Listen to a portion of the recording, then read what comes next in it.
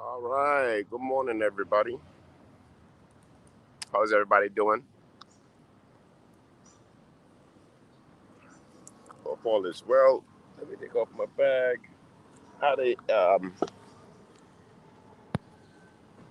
1 second.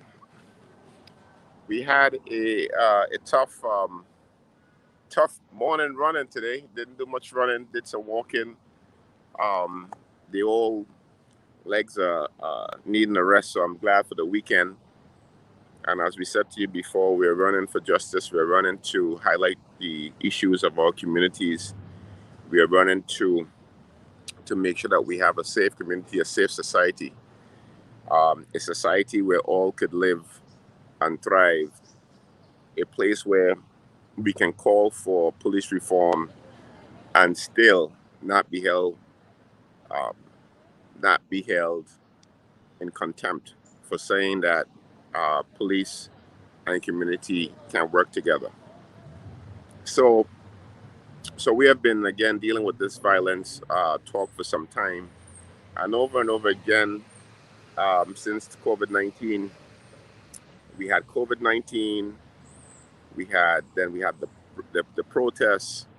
Then we had the issues with the firecrackers, and then we are now in the fourth pandemic within the pandemic cycle, which is the after effect, which is the rise in violence, specifically gun violence, specifically violence in the black and brown community, specifically violence in certain precincts, specifically violence in certain neighborhoods, but more specifically, violence committed against black and brown individuals in where we live and serve.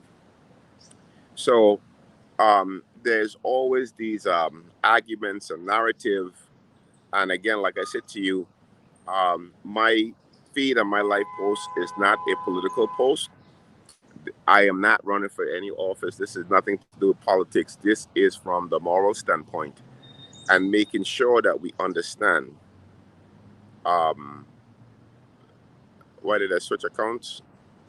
Um, I'm not sure. Uh, I'm not sure. I think I have different accounts, so you should follow me on Pastor Gilman Rose. I'm also on the 6-7. I'm not sure which one I put today, so my apologies if I'm on the 6-7. It's the same. We're just having the conversation. So when people normally start to talk about police and community, there is always like this one-sided track of response. Like right now, I'm seeing that someone's saying call on social workers, and that is besides the point because I'm not coming from the narrative in which you normally would hear in the news. I'm not coming from the narrative of the fact that you have Black Lives Matter on one side, you have the police on one side, you have protests on one side, you have people who are calling don't want police, you have people who saying defund the police. I'm not coming from that narrative. So before you even start to type on my feed, you have to listen because if you don't listen, you will never be able to hear or understand. And that is the problem that we have right at this moment is that everybody's talking but they're not listening. Everybody's talking but they're not listening. If you come on the feed, you have to listen to what I am saying to you so that you can respond. If you're going to copy and paste the conversation that you had 6 weeks ago with what was happening in the city to put it on this page, you're going to be on the wrong page and you're going to be having the wrong conversation. And you'll be speaking the wrong language because language is so important to us.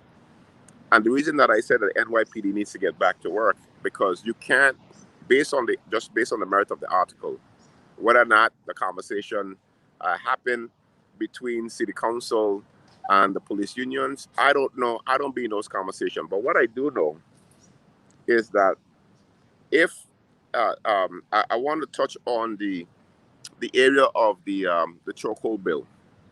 Um, Whether you fix the bill, you amend the bill, you do what you have to do with the bill. You know what? At the end of the day, I really think that our elected officials must be able to sit in a room and decide if they're going to pass a law, that the law has to withstand scrutiny. It has to withstand time. You can't flip flop on laws. You can't flip flop when you have people's lives in your hands.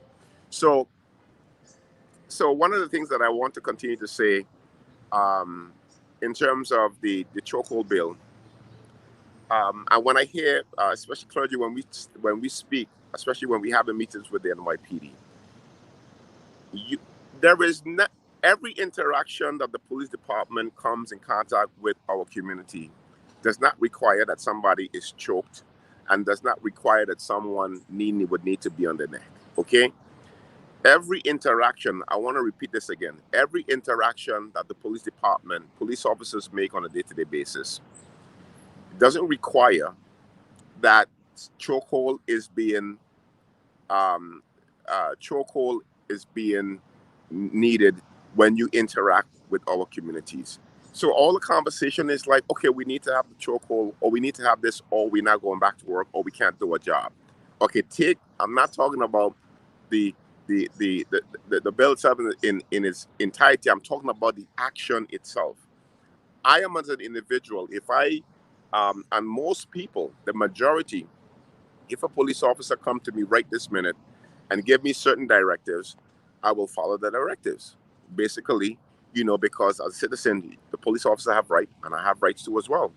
There is no need for a police officer to think that if they're going to interact with me before they meet me, that all of these tools will need to be on the table in order to have an interaction with me in the community. So police officers can still do the job if they think that the chokehold bill needs to be amended, because every interaction is not a deadly interaction, or every interaction should not be seen as a deadly interaction. So to go to the full extreme, that if we can't do the full extreme of what we need to do, then we can't do any work at all. So the protectors are now protesting. The protectors are protesting the fact that here you have these bills, and here you have the idea that if we can't have the ability to have this bill removed or amended, therefore we can't do a job.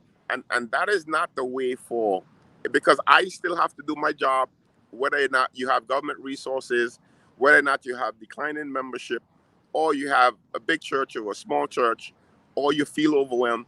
We still have to do a job at the end of the day. There is no areas of society, and then when you have your society that is breaking down, with the services that is needed and that is required, when you have the services that is breaking down, those services again deals with public safety. So it is not just police department or the police officers that is dealing with public safety. Listen to what I'm saying. If you're on my feed, it is police department, it is parents doing the job, it is the school teaching the children the correct thing to do, it is houses of worship and churches teaching morality so that people can grow up without wanting to kill and maim one another.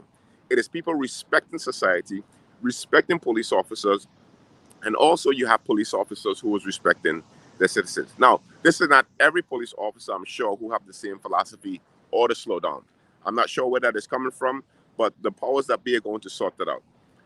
And then you have the whole idea of the fact of the conversation around the anti-crime unit. And they're saying, I was speaking to a lady in Coney Island the other day when I went to the rally with Councilmember Cam Deutsch. And she was saying, 81% of African American or Blacks stated that they would like to have more police. And I said that maybe that is true, that they would want to have more police. But we also need better policing. We also need not only community policing, but you need policing that you are going to also respect, and policing that is going to create a safety net among community. Of course, people want to have safety. Why it is that you have to have a conversation that you have to choose either no police or more police? No, we're supposed to be able to be in the middle ground. We're supposed to be able to say, no, the police can do their job and they can still do it in a way that is amicable to society. Because I don't want you to treat me in a different way because I'm in one part of Brooklyn, and if I go to another part of the city, I'm treated differently. No, police calls for courtesy, professionalism, and respect, CPR. So that means to say that we have to be so professional that even when our job give us hard circumstances, we still would need to do our job. We still have to do our job. And that is also including the police department. We all have to do our job.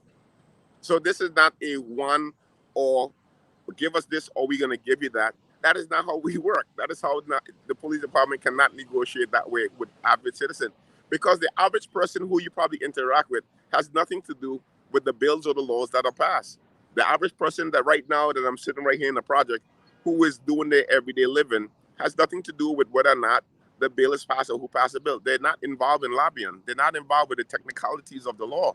All they know is that when they have an interaction with the police department or law enforcement, what they need is that they need CPR. They need courtesy, professionalism, and respect. That is the trust of the conversation right now. So, so we know for sure that so the young lady was saying that 81% or something like that, don't quote me on the number, said that they want police in the African American community. And that could be true. But people can also ask for, if you're going to police, if you're going to bring in more police, there should be a set of rules and guidelines, a set of understanding, a set of civility that you have policing and how you deal with community. It's simple. The police department is saying the same thing that I'm going to say. You right now, you can't find no police leader or commissioner who is going to disagree that police officers need to govern and do the work and be civil about the job that they're going to do. So we're not even going to argue about that, because we know for sure that that is set. The issue becomes, could a police officer still work and do good work even with this current bill in the form that it is in? And my response is yes, they can. Because how many times that we have laws that change? How many times that we have laws that change the way that clergy is supposed to operate? How many times when you saw molestation and with clergy going to prison because they have molested children, and board members and faith leaders have gone to jail because they stole money, and then the IRS created new jobs and guidelines. We don't pack up our bags and as pastors say that we're not going to pass it again until laws are being changed. We still work. We still have to do the work. And the police department still have to do the work. If the article is correct, and if there's a discussion between the police union and city council members, that premise alone is false. You can't say, unless you change the bill, we're not going to do the work that we're going to do. And then be like, yeah. See in the community that the police pull back and these savages are killing one another. Yeah, they're killing one another. Now, when winter comes in, we have a deep freeze. Everybody's inside. Who's going to take credit for the reduction of the crime? God? It's all a connectivity that we see in the violence. These are not people, because even if you have no police officers and there are individuals who have moral values and who know that killing and taking a gun is wrong, who know that taking a gun and killing one another, that's my church says, stop the killing, that is wrong.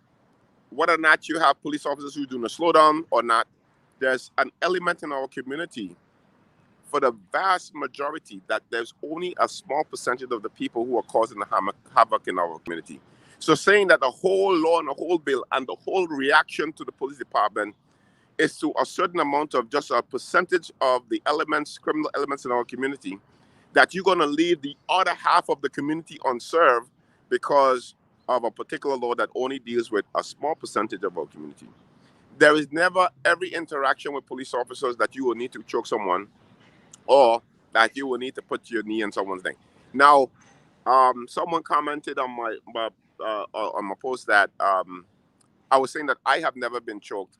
I've never had a bad interaction in terms of physical force being used on me by a police officer, whether in the Virgin Islands or whether I had when I moved to New York City. Never had that issue. I'm not saying that because I don't have that issue, the law should not be in place. What I'm saying is that I'm proving my point that there is maybe a 0.0001% of interactions that police would probably need to have to be able to use a chokehold to defend themselves. For instance, here's what I said. I saw a video with a white guy took the laser gun from a police officer and was zapping this police officer, hitting the police officer over the head. They were rolling on the floor. I thought that the police officer would have gotten killed. This guy could have really reached for the police officer gun. And I'm saying that that is a very dangerous situation. And they're rolling and they're rolling. Now, if the police officer is in that position, he should be able to use, or she should be able to use any available tactics in order for them to survive. You know what I'm saying? They need to do it in order to survive. So, because if someone come and attack me and I can't use all my ability, I got to be able to bite that person. I got to be able to use the kung fu thing in the eye. I'm gonna scratch and claw. I told my daughter that if someone is trying to pull you into a car and you're walking on the street, or my son, the first thing that you do is that you drop to the ground, put all your full weight to the ground, you roll, you scream, you bite. Everything is on the table. I do understand that. But the interaction that a police officer feels that their job, because listen, there's a lot of pressure on policing in New York City, and it has to do with many different things. It's not just one thing, right? Many different things. It has to do with policies and law changes and what have you. You have to deal with all of those things, but at the same time, you still have to have a level of professionalism that the police department still need to do the job. I have never heard before the anti-crime unit was disbanded that was something in conversation. And I'm around police officers. I work with the police department in terms of collaboration, and I never heard that conversation. I know that one day I got up, I saw in the news that 600 officers have been reassigned at the worst time possible. At the worst time. Now, if I'm planning something and I'm breaking something down, I would have to have a plan to put something back in place. I'm not just going to break something down and say, okay, I'm going to let these suckers see that you want to. It's like you spite an individual. Yeah, the community said that they want this. Not everyone in the community is saying all of the things that people are saying. A lot of times when people are talking, they're saying like, this person is speaking on behalf of this community. No, they're not. They're speaking on behalf of maybe part of the community, but not the whole community. Some people could care less whether you have a choke bill or a diaphragm bill. They will care less. All they know is that when they interact with someone, whether it's any peace officer, law enforcement officer, they want to be treated with their constitutional rights at the end of the day. That's it. This is not this is not a difficult discussion. Police officers cannot slow down work because it is not the way that our society works, especially if you had particular operations in place and plans in place. People still want to feel safe. You know, you walk the streets, and everyone in here with children right now walking, they want to feel safe. Who in the right mind is going to say, well, there's some people who are saying that they don't need police department. Now, we have to work on that discussion, because I know the Bible says that the law is for the lawless. You need to have rules and laws. Yes, there might be, again, what we're having is that you have to have good policing, and that's what the majority of the people want. And that's what I want, because I have police officers who are part of my denomination. I have police officers who I'm mentoring, and I have police officers who are family. So that means to say that we have to give them to the right and respect, and they to themselves needs to be safe in our community. But what I'm saying is that why it is that we need to have an extreme conversation. Right now, we need all available resources on the street. We need all available. We can't say, oh my God, we turn up our hands in the air because we have all of these shootings, and then we're blaming, and who you want to blame? The community to say we're the ones to blame that we have all the shootings? No, there's an element to blame. There's systematic racism. There is the fact that if you had units in place that was dealing with people who was running guns, illegal guns, those units still need to be in operation. If you're going to break it down, then you need to build it back up with something else. I mean, it's like simple arithmetic. You break something down that you had eyes and ears on certain situation, then you pull something back up. You put something in place. So to give our community the narrative that if we don't have these laws in place, that we can't serve our community, the police department themselves are shooting themselves in the foot. You have to be professional. Professional people work under adverse circumstances. Now, you have the support because, again, the majority of people are goodwill people who will always support police officers. The majority of the people that I know. However, in terms of reforming police departments and reforming the way that communities handle, you have to agree that there needs to be reform because there is no need for unarmed people being shot and killed, which you can help resolve. We just have to try to resolve those issues. And there is no profession in the world that is always 100% correct. You have doctors who work in medical field. They get sued for malpractice. Every single police shooting by an unarmed person cannot be always right because there is no profession, because as human being, you can't be 100% accurate. That's why we are human. Even robots can't be 100% accurate. So that even narrative we know for sure is not even correct. There sometimes you make a mistake. Sometimes it's deadly mistake. Doctors and even counselors and someone say, why don't we call the social workers? You're being foolish by trying to say that. We have social workers in our communities working with those individuals. The problem is that what you want to do is that you want to give us all or nothing. You want to say, here's what it's going to look like, and then we are going to say you have to take it because your community is violent. That's not the conversation. The conversation is that you still can have good policing. The police officers can still do the job. We still need to respect and honor the work that they're doing. We have to have a civil society. We must be able to have conversation. We must be saying here is right and here is right and wrong is wrong. We have to hold people accountable. When we have a black man or black young person who kill another black person, they're held accountable. They go to jail for a very long time. They're held accountable. Most of them now, people are saying, well, you have the bail reform and a bunch of criminals are coming out of jail. Do you see how many families have been destroyed by being put to jail that was innocent? If you look at it, if you look at the carnage that have been done by so many blacks going to jail, you have, when you talk about law and order, law is law and order, but what we're looking for is grace and compassion. Law and order is one thing. We have had law and order in this country for a long time. Law and order was having slaves, and then the slaves could not go free. And if the slave did something, you would punish them, you would kill them. That was law. That was the law. And they created a set of order that was on the backs of blacks. That's law and order. What we're looking for now is not just the letter of the law. We're looking for the spirit of law. We're looking for law and order means also grace within the law and order. For instance, and sorry about this, I have to break this down over and over in simple terms. My preaching habit, my teaching habit is coming out. If you have red lights and you're supposed to stop at every light, that is law and that is order. Come to the light, you stop. Light turns green, you go. If there's an emergency and you have a fire truck or EMT and they're going through the red light, that is grace within law and order, because we know that the law is in place that everyone should stop. That's why you have a siren so that they can go through the red light. It's law and order even in the midst of chaos. So in law and order, you must also have grace and compassion. And what we're looking for is grace and compassion. We're looking for understanding. So it's not just the idea of law and order.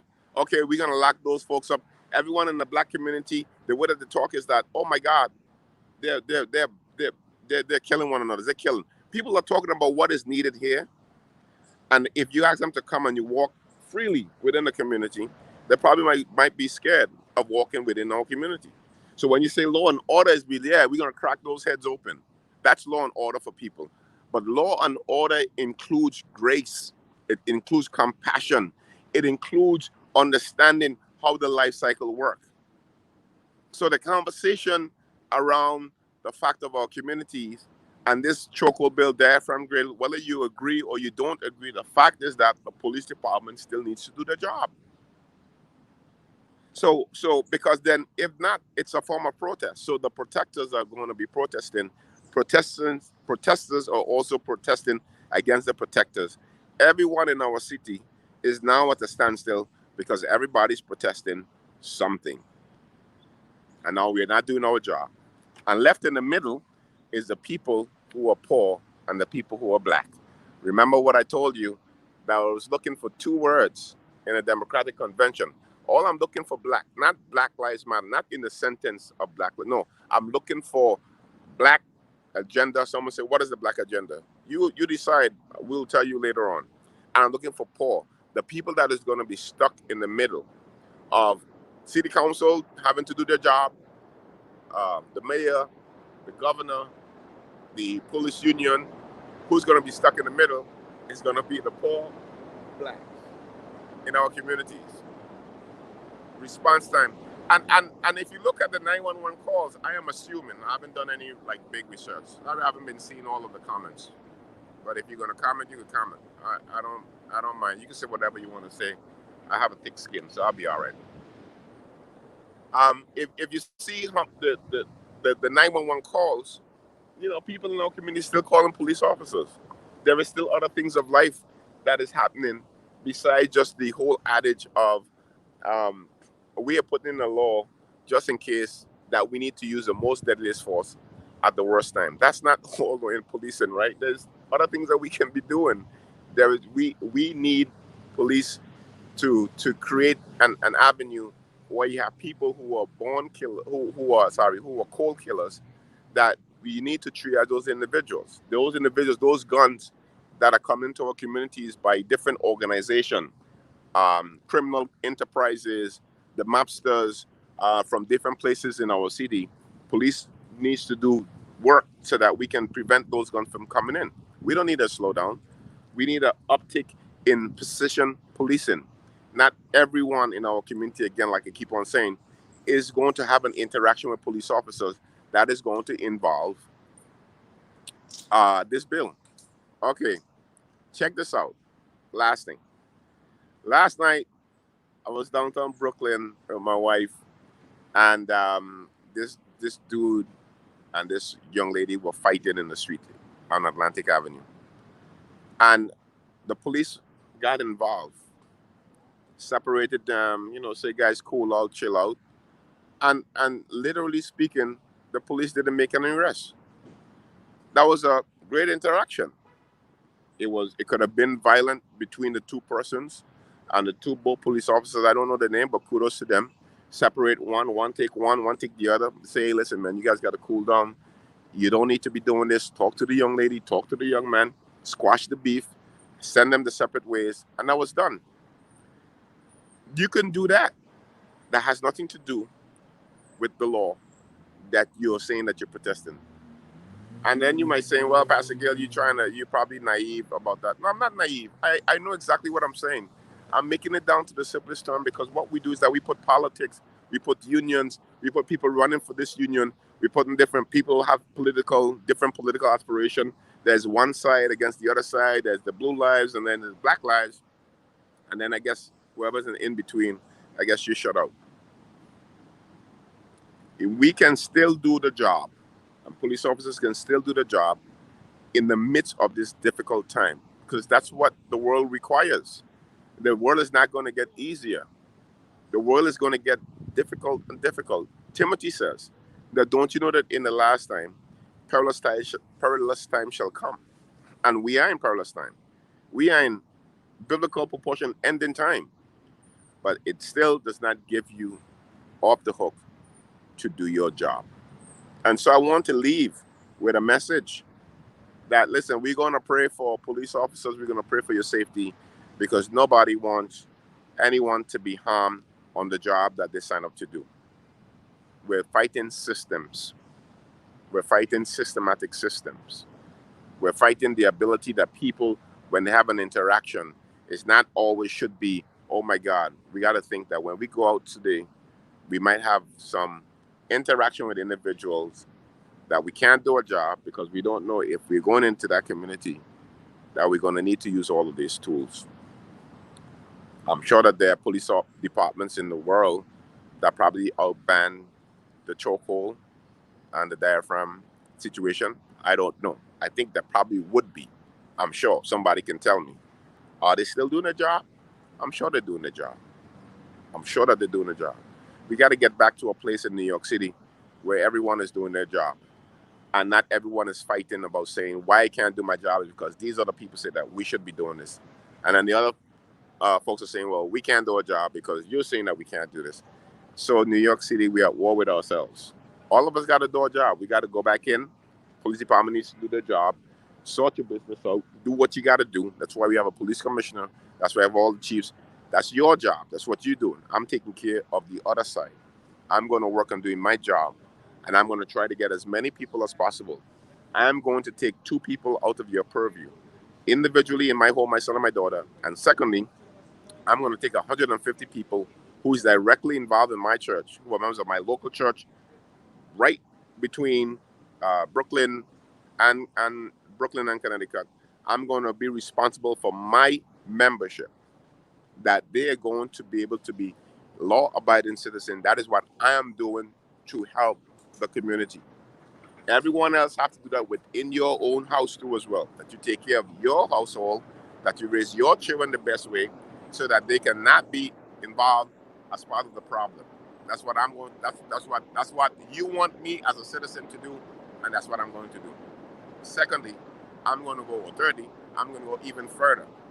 I'm going to then help other faith leaders speak on gun violence, support the work that we do on the ground, help communities navigate the complexities of the government, help people that are poor, help people who are coming to our services, our churches, and help them as much as possible, give them the best tool possible in order to give a fighting chance to the children to be a model citizen. That's what we're going to do. Now, it's difficult. When you look at racism, when you look at segregation, we still lived, created a black Wall Street in the midst of all of this, and we still had to live. We didn't complain that we're going to commit suicide in masses. The African American, the black community still worked, and we still live. Go to a job, I get hired. Someone else get more money than me for doing the same job. Did I quit that job? I did not quit the job. I got up every single day and I worked my tail off to get where I am today. I tell my daughter the same thing. $1, my mother told me, is better than no dollars. That means to say that if you go to a situation and you're still being underpaid, but you're learning, you're building, you can still do the job. We get up every single day knowing that the people that we train make more money than us, and we do our job. We don't stop because the job condition is hard. We continue to work. And the same thing is expected for people who's in law enforcement. It could be bad. It could be difficult. The laws could be. Look at the laws. Look at all of the racism systematically that is put in place, and we still have to run this race. We can't give up. We still got to press on. Family members who, children, the young lady who was pardoned by President Trump, the black lady, I forget her name, who was in jail for how many years? The family always believed in that young lady. She was released, and the family said, "Thank God." That family still maintained the fact that their father was in jail, different cases, on trumped up charges, and spent 20 years. And those people leave jail and come out and still is working. Say, I have no bitterness in my heart for the system, and they still work. And all of this is against them, and they're still living. The police department have to do their job. When you look at how things are stacked up, when you look at schools, and then you have children who have maybe a minor disability and they put them in special ed, and that mother and that father still work with that child, send that child to school to do the best that they can. It is difficult, but that family is still doing their job. The police department still got to do their job. And when you look at the fact that you are going to try to get into school and you have to take these high loans, your mother and your father, because of the way the economics work, is being paid minimum wages, right? Paying minimum wages. And they work 2 and 3 jobs to send their child to school. It is difficult. but they're still doing their job. Police department must do their job, have to do their job, even if it's difficult. And when you look at all of these things compounded in life, your life might be difficult too as well. And you still persevere. You still do what you have to do. You still do your job in the midst of difficulty. Police department must do the job. All of us have to do our job. And it's not a knock on anyone. It's just saying that we have to do it. So whether it's a slowdown or whether we think that units are being broken down, we all have to push. We all have to do our jobs, and we all have to live in our society. Because at the end of the day, we're putting all our lives in danger. It's not one set of lives that are in danger, it's all of our lives. We have mothers, we have fathers, we have sisters, we have brothers. They're living all over the world, all over New York City. We have to have a safe community. So we're hoping for relief, and we're hoping for understanding within our communities that we can still ask for a police department that is going to serve in three things: courtesy, respect, and professionalism. And we expect that. And for the most part, the most interaction that I have, we have some great interaction and respect. So a lot of police officers are needing to be elevated at the right position in order for this to work. We can't just have the same old boys club um, turning people in and saying that we want to work on police community relations. We got to put the right people in place too as well. That's for another time, for another story. So I'm going to see you all on Monday, my lovely people. If you're coming out to run with us, we're running for justice. We're running for the victims of gun violence. We're running to continue to highlight the problems in which we face every single day in New York City, in the Virgin Islands, in Chicago, Indiana, across the country. Shout out to my pastor, Pastor Corey Brooks in Chicago, doing great work, working on a community center, raising that money, feeding 500 families yesterday at New Beginnings Church in Chicago. Been there twice. Great work with Project Hood. We're glad that he's a part of the family in Chicago. Doing great work in Indiana, Reverend Harrison. Great work in the 10-Point Coalition in Indiana too as well. These are all brothers in the struggle, doing work in their community. So we thank all of them for doing the job, doing the work that they continue to do, and we really appreciate them for all that they're doing for us in our communities. And it's tough too as well. They have a lot of difficulties doing so many different things. We got to take care of our families. We got to take care of the community.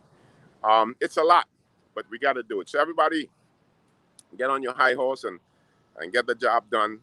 Take good care, everybody. And I'm going to see you again on Monday, God's willing. If you want to come out running with us, find a park close to you and tag us. Let us know that you're running. You're running for victims of gun violence, and you're remembering the suffering and the pain of the people in our community that they're going through when the son or the daughter is killed on the streets of New York City or the streets of America. So take good care, everybody. We're going to see you, and hopefully we'll see you again on Monday. Have a great weekend. Blessings to all.